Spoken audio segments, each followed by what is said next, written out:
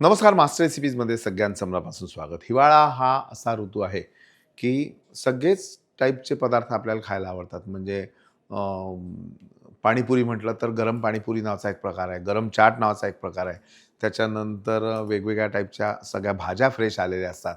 पण यामध्ये सुद्धा चहाबरोबर आपल्याला काहीतरी खमंग कुरकुरीत लागतं. तर ओव्याचे शेवखंडे नाव ऐकलंय कधी? नाही. जुना पदार्थ आहे. चला सुरुवात करू.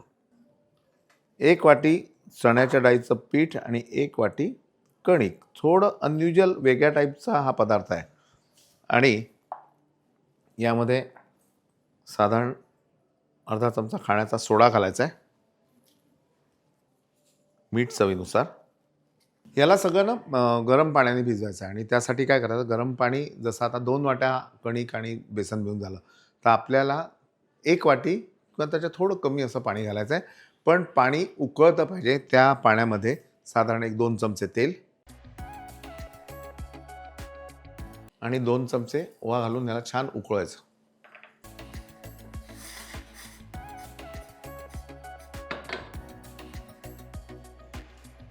कणिक, त्यानंतर चण्याच्या डाळीचं पीठ आणि यामध्ये आपण सोडा घातला. हे सगळं पहिले एकत्र करून घ्या आणि हे व्यवस्थित मिक्स होण्यासाठी एक तर चाळणीचा वापर करा किंवा एक छोटंसं यंत्र आहे आपल्याकडे.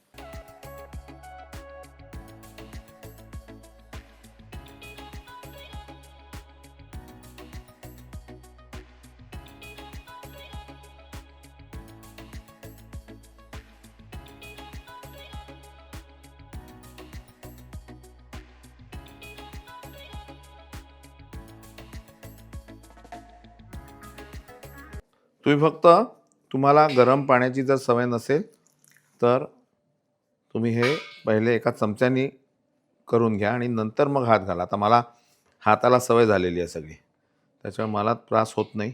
पण तुम्ही तसं करू नका.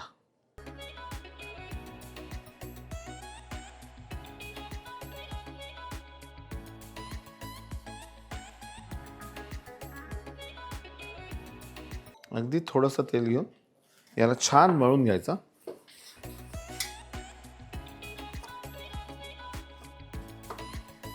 आता याच्यात बघा, आपण तिखटपणा आणण्यासाठी फक्त ओव्याचा वापर केला आहे. पण त्याच्याबरोबर जोडीने आपल्याला काळी मिरी पण घालायची. म्हणजे हा पदार्थ तिखट आहे, पण तिखटाशिवाय तिखट पदार्थ आहे, एवढं लक्षात घ्या. पण ती काळी मिरी कशी यूज करायची ते बघा.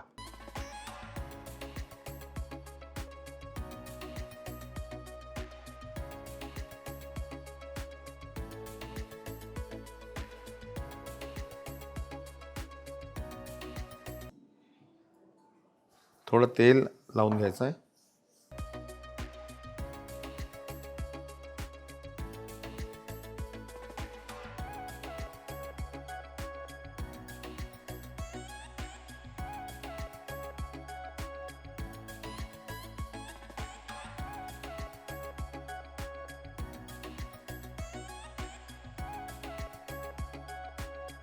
आणि अशा टाईपनी याच्या अशा लांब लांब शेव टाईप तयार करायच्या. आणि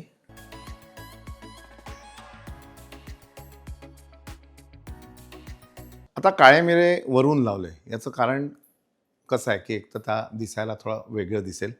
त्याच्यानंतर हा स्नॅक्सचा आयटम आहे, थोडा स्पायसी आहे, तिखट आहे. तिसरी गोष्ट, काळे मिरे जेव्हा आपण तळतो, डीप फ्राय करतो, तेव्हा त्याचा तिखटपणा कमी होतो, पण स्वाद तसाच राहतो. असे 2-3 कारण आहेत, म्हणून ते योजनाबद्ध विचारपूर्वक अशी केलेली कृती आहे. तुम्ही कराल ना? करा. तळून घेऊ. आणि तळणाचा पदार्थ असल्यामुळे अर्थात आपल्याला लागेल फ्राय पावडर. आणि फ्राय पावडर टाकताना एक गोष्ट लक्षात ठेवा की आपल्याला हे मंद आचेवर तळायचं आहे. पण फ्राय पावडर जेव्हा आपण तेलात टाकतो तर ती थोडी हाय फ्लेमवर तेल असलं पाहिजे, गरम तेल असलं पाहिजे, म्हणजे ती फ्राय पावडर व्यवस्थित विरघळते त्याच्यात. आणि नंतर तेल जे आहे ते तेव्हा हाय फ्लेमवर ठेवा, मग गॅस बंद करा. लो फ्लेमवर ठेवा किंवा गॅस बंद करा आणि नंतर ते तेल थोडं कोमट झाल्यानंतर मग त्याच्यामध्ये शेवखंडे तळा. काळजी घ्या, फायदा तुमचा आहे. तेल तापल्यानंतर त्यामध्ये फ्राय पावडर, ती अशी मिक्स करायची. तेल बघा धूर येत नाही आहे एवढं थंड करायचं.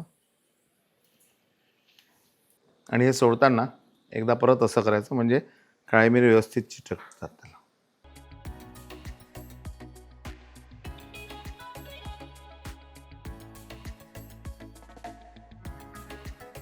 हे असे छान ओपन झाले पाहिजे म्हणजे आतपर्यंत खुसखुशीत होतील. मंद आचेवर तळताना एक काळजी घ्या की ह्याला खूप असं झालेली हलवू नका. कारण माहिती आहे ना तुम्हाला, सुज्ञास सांगणे न लगे. जेवढं तुम्ही हलवाल तेवढं त्यातली जी काळी मिरी आहे ती बाहेर पडेल. मग मजा येणार आहे का? नाही येणार.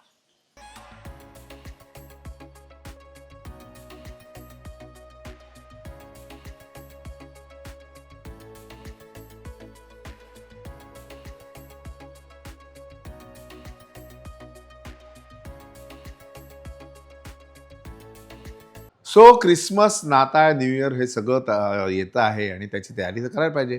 हे असे सगळे पदार्थ कामात येतात. कराल ना? नक्की करा आणि पाहत राहा. लाईक करा, सबस्क्राईब करा, शेअर करा. विष्णू मनोहर.